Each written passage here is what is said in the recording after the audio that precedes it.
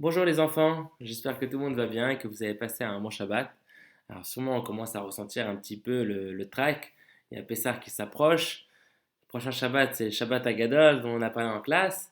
Alors attention, voilà, faut être prêt. Il faut beaucoup aider sa maman pour faire le ménage, pour se préparer à Pessah. Et il faut surtout réaliser la valeur et l'importance de la fête qui s'approche. Alors dans cette vidéo, pour se préparer au Kahoot qui aura lieu à 17h, alors, on va parler un petit peu de la Parashat Vaïkra qu'on vient de lire, et ensuite on va parler de Pessah. Pourquoi de Parashat Vaïkra aussi? Parce qu'on va retrouver le lien entre la Parashat Vaïkra qui a lieu très proche de la fête de Pessah. Alors, qu'est-ce qu'on a dit dans la Parashat Vaïkra, les enfants? Si vous regardez bien, vous verrez que dans la Parashat Vaïkra, l'aventure, c'est fini. On ne parle plus des Aseret Adibrot, on ne parle plus de la construction du Mishkan, on ne parle plus du Shabbat, on ne parle plus des Bnei Israël qui ont fait une faute, de Moshe qui essaie de pardonner, d'Abraham, de Yitzhak, de Yaakov, de Moshe. Fini l'aventure, on ne parle plus de personne. Tout d'un coup, on se concentre que sur le Mishkan. On se concentre que sur le service d'Hachem. Pourquoi c'est si important, les enfants? Parce qu'à partir de la construction du Mishkan, Hachem, il a pu résider officiellement parmi les Béné Israël. Jusqu'à la construction du Mishkan, les enfants, Hachem, il était dans le ciel là-bas, bien sûr, c'est une façon de parler, et les Béné Israël, ils étaient en bas. Ok. Et Hachem, parfois, il venait, il descendait pour aider les Béné Israël, pour parler à Moshe, pour parler aux différents prophètes, pour parler à Abraham, à Yitzhak, à Jacob, pour nous sauver.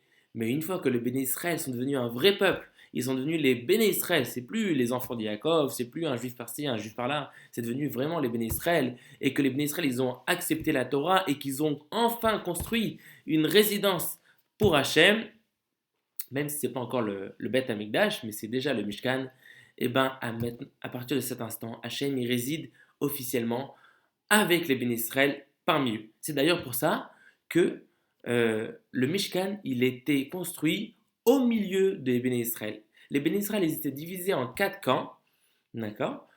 Devant, derrière, à droite et à gauche, et au milieu, il y avait le Mishkan. Vous ne trouvez pas que c'est un peu bizarre?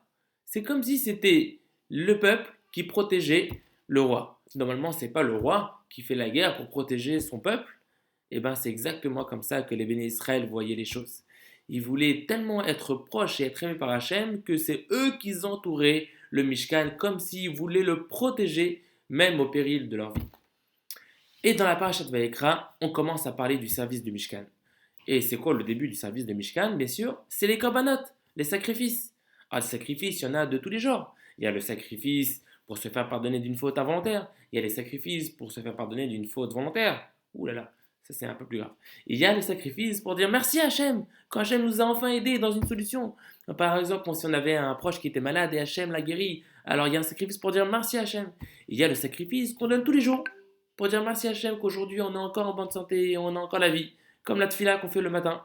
Il y a le sacrifice qu'on donne tous les soirs, comme pour dire à Hachem merci qu'on est encore en bonne santé toute la journée, comme la tfila qu'on fait le soir, etc. etc. Et bien, qu'est-ce qu'on apprend dans cette paracha par rapport aux korbanot? Qu'est-ce que ça a à voir les korbanot, le Mishkan et la fête de Pessah qui approche?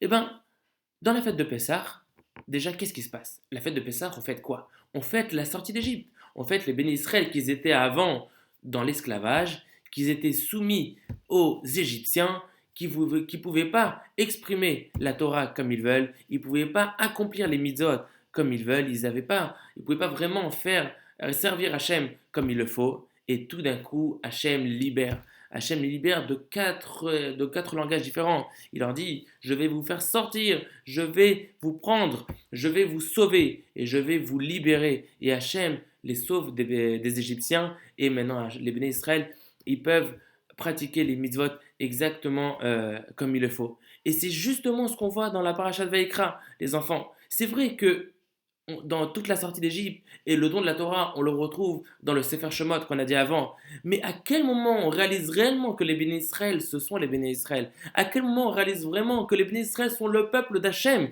À quel moment la Torah, vraiment, elle nous appartient et elle est devenue l'essence même de notre vie? C'est à partir de la parashat Vaïkra, à partir du moment où on commence à servir dans le Mishkan, à partir du moment où on commence à rapporter les korbanot, où on ressent cette connexion avec Hachem, où on a un problème, qui on va voir Hachem. On a envie de se faire pardonner, qui on va voir Hachem. On a envie de trouver une solution, de trouver le bonheur, de demander la guérison, de trouver une solution à quoi que ce soit, qui on va voir Hachem. Toujours Hachem, Hachem, Hachem. On ne croit plus à aucune autre solution. Notre seul sauveur, le seul qui peut être là pour nous aider, le seul à qui on appartient, c'est Hachem. Et c'est ça qu'on ressent dans la parashat Vaïkra. Pendant tout le Sefer Vaïkra, les enfants, on va parler du Mishkan et du service dans le Mishkan. Mais les korbanot, ça exprime réellement notre quotidien, notre vie de tous les jours avec notre connexion envers Hachem. Tout ce qu'on fait est lié directement à Hachem.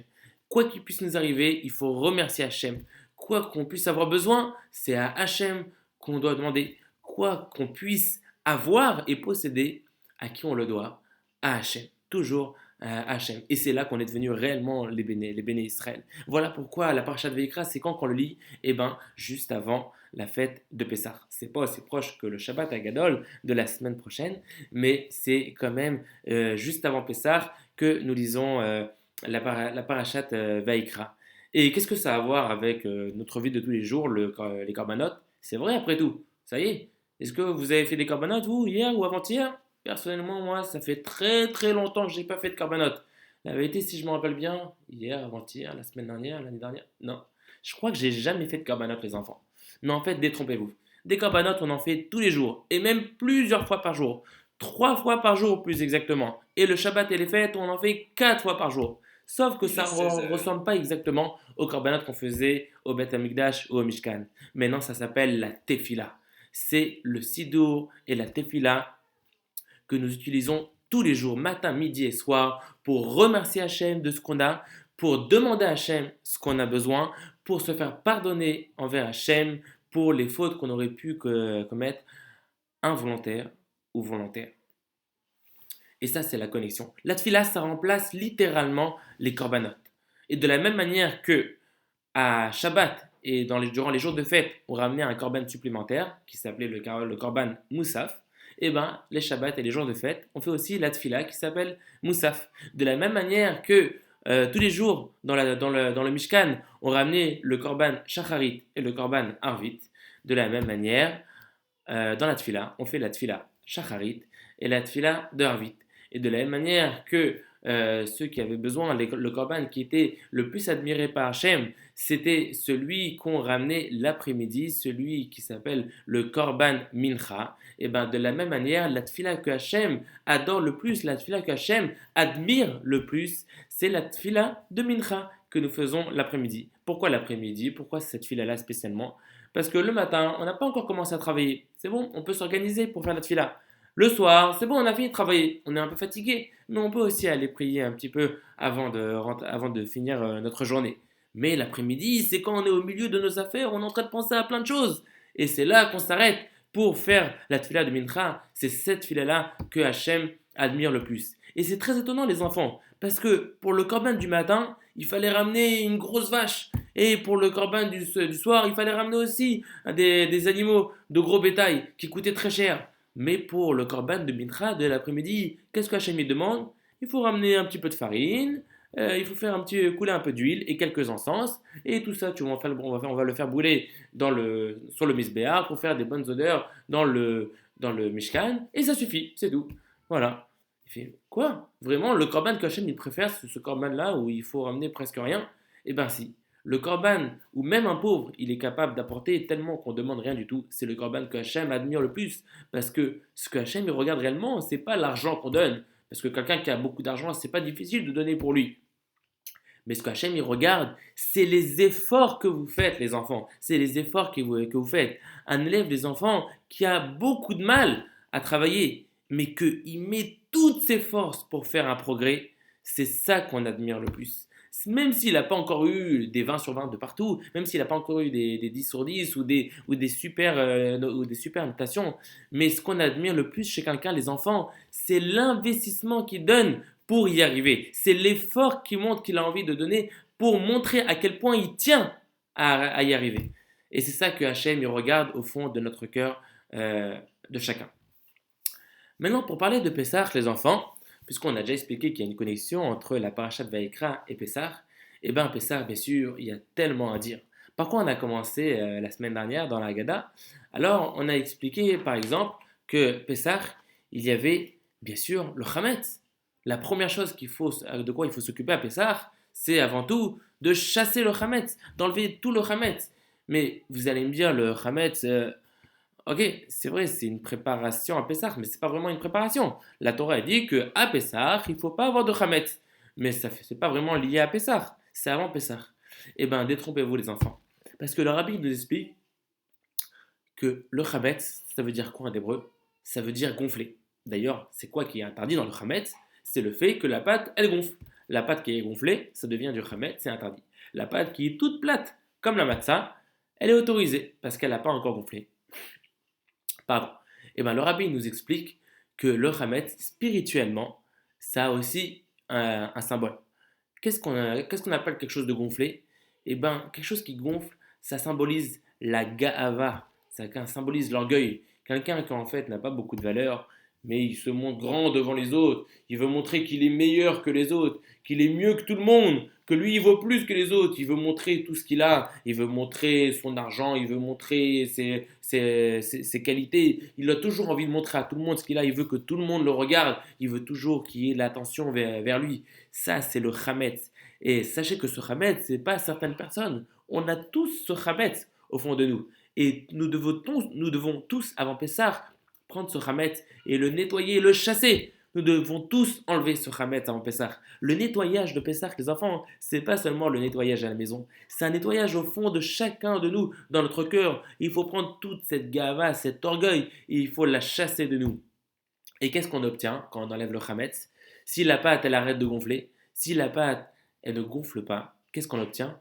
On obtient une pâte tout raplapla. On obtient de la matzah.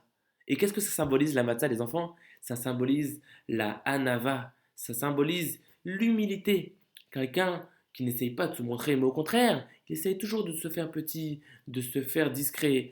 Quelqu'un qui n'essaye pas d'attirer l'attention vers lui, mais qu'au contraire, il sait que tout ce qu'il a, c'est réellement pas grâce à lui, mais c'est parce que Hachem lui a donné les efforts, c'est parce que Hachem lui a donné la possibilité, et que lui, tout ce qu'il a, c'est la volonté d'y arriver, cette force, il s'est bien servi de cette force, ces capacités que Hachem lui a données, et bien lui, il va réussir.